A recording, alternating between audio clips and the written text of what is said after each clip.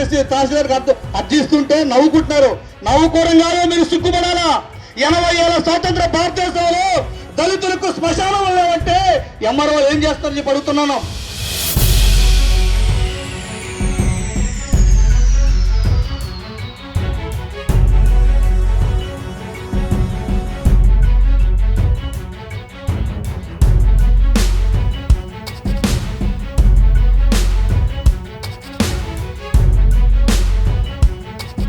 అందరికీ నమస్కారం. నా పేరు జి రామన్న, డివైఎఫ్ఐ రాష్ట్ర కార్యదర్శి. కాలం మారుతున్నది, స్వరం మారుతున్నది, దళితుల జీవితాలు మాత్రం ఏమాత్రం మారడం లేదు. 80 ఏళ్ల స్వాతంత్ర భారతదేశంలో దళితుల సమస్యలు కులయోక్ష ఎక్కడ వేసిన గొంగలి అక్కల్లాగా ఈరోజు పీడిస్తున్న సమస్యగా ఉంది. ముఖ్యంగా ఈ జిల్లాలో దాదాపు 80 పైగా గ్రామాల్లో కేవీపీఎస్ వ్యవసాయ కార్మిక సంఘం అనేక వార్డుల్లో సర్వేలు చేస్తే రూపం మారుతుంది తప్ప కులవివక్ష అంతం కాదనేటువంటిది చాలా స్పష్టంగా అర్థమవుతోంది. దీనికి పాలక వర్గాల వంతు పాడటం కూడా ఒక కారణంగా ఉంది. ముఖ్యంగా ఈరోజు దళితులు జీవితాంతం కష్టాలు పడి చనిపోయిన తర్వాత కనీసం బారెడు జాగ కూడా ఈరోజు చనిపోయిన తర్వాత శ్మశానానికి కూడా స్థలం లేదంటే దుస్థితి ఏ విధంగా ఉందో అర్థమవుతుంది. ఇప్పటికైనా దళితులకు శ్మశాన వాటిక స్థలాలు కేటాయించాలి. జియో నంబర్ 12355ను అమలు చేయాలనేటువంటిది మా మొదటి డిమాండ్. అట్లాగే ముఖ్యంగా దళిత యువత చదువుకొని ఉన్నతమైన చదువుకొని ఉద్యోగాలు లేక ఉపాధి లేక సుదూర ప్రాంతాల్లో పోయి అక్కడ ప్రాణాలు కోల్పోతున్న పరిస్థితి కూడా ఈ జిల్లాలో ఉంది. వారందరూ కూడా ఈరోజు స్థానికంగానే ఉపాధి కల్పించాలా. అట్లాగే లోన్స్ ఎస్సీ ఎస్టీలకు ఏదైతే గతంలో సబ్సిడీ లోన్స్ ఉన్నాయో వాటిని అమలు చేయాలనేటువంటిది మా డిమాండు. అట్లాగే ఈ జిల్లాలో బ్యాక్లాగ్ పోస్టు దేశవ్యాప్తంగా 50,000కు పైగా ఉంటే ఈ రాష్ట్రంలో 5,000 పైగా ఉంటే ఈ జిల్లాలో కూడా 100కు పైగా ఈ బ్యాక్లాగ్ పోస్టులు ఎస్సీ ఎస్టీలు ఉన్నాయి. వాటి మీద కలెక్టర్ గారు స్పష్టం చేయాలా, ఎప్పుడు భర్తీ చేస్తారో సమాధానం చెప్పాలనేటువంటిది మా డిమాండు. అట్లాగే ఈరోజు భూ సమస్య ముఖ్యమైన సమస్య. దళితులు ఈరోజు ఆత్మగౌరవంగా బతకాలంటే వారికి చేతుల నిండా పని ఉండాలా, వాళ్ళ చేతుల్లో భూమి ఉండాలా. కానీ 80 ఏళ్ల స్వాతంత్ర భారతదేశంలో ఇప్పటికీ 100కి 90% మంది దళితుల్లో సెంటు భూమి కూడా లేదు. ఆ రకంగా ఆ గతంలో కోనేరు రంగారావు కమిటీ సిఫార్సు మేరకు 2 ఎకరాల దళితులకు పంపిణీ చేయాలనేటువంటిది మా డిమాండు. ఈ డిమాండ్ల మీద రాబోయే కాలంలో ప్రత్యక్ష ఆందోళనకు రేపు సెప్టెంబర్ మాసంలో వ్యవసాయ కార్మిక సంఘం కేవీపీఎస్ ప్రత్యక్ష ఆందోళన దిగుతాం. ఇప్పటికైనా ప్రభుత్వం స్పందించాలా, జిల్లా యంత్రాంగం స్పందించాలా. ముఖ్యమంత్రి గారికేమో ఎకరా స్థలంలో ఇల్లు కట్టుకుంటాడా, ప్రతిపక్ష నాయక జగన్మోహన్ రెడ్డి గారికేమో 2 ఎకరాల ఇల్లు ఉంటుందా? ఈ రాష్ట్రంలో ఉండే దళితులు మాత్రం సెంటు కూడా భూమి ఉండడానికి లేనటువంటిది ఏంటి కారణం ఏంటో అడుగుతున్నాం. అందుకని రాబోయే కాలంలో ఈ పోరాటాన్ని ఉధృతం చేస్తాం.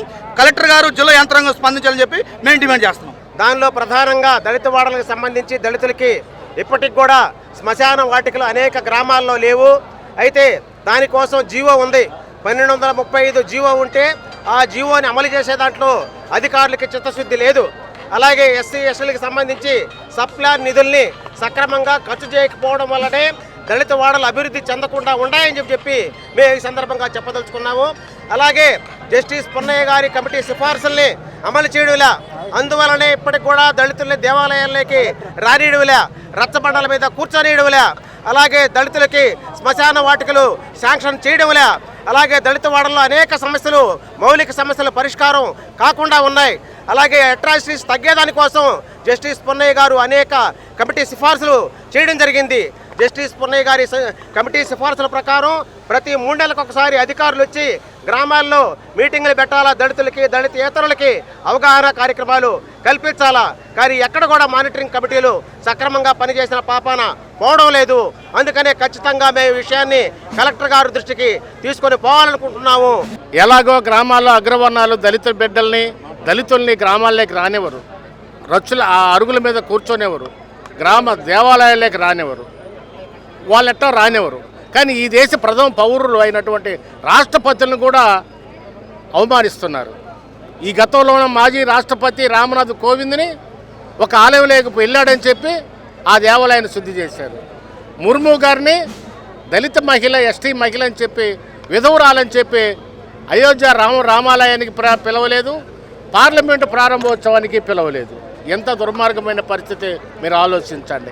ఈనాటికి గ్రామాల్లో అంటరానితనం ఏ స్థితిలో ఉందో, రిజర్వేషన్ రాజ్యాంగ నిర్మాత ఈ భారతదేశ రాజ్యాంగాన్ని లిఖించినటువంటి ప్రపంచ మేధావైనటువంటి అంబేద్కర్ గారిని కూడా అంబేద్కర్ జయంతి రోజు అంబేద్కర్ విగ్రహాలకు మాత్రం పూలమాలలు వేసి అధికార పార్టీ నాయకులు అందరూ కూడా సందు లేకుండా పూలమాల వేస్తారు. కానీ అంబేద్కర్ విగ్రహం గ్రామంలో పెట్టడానికి మాత్రం చాలా దుర్మార్గంగా వ్యవహరిస్తున్నారు. మన పక్కనే అనేక గ్రామాల్లో ఎక్కడ అగ్రవర్ణాల ప్రాంతంలో అంబేద్కర్ విగ్రహాన్ని పెట్టలేరు.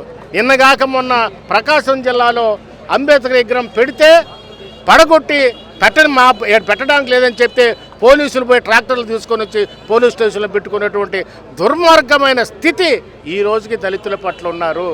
ఎనలేని అనుబంధం NL hospitals opposite water tank Magunta layout near Annamayya circle Nellore.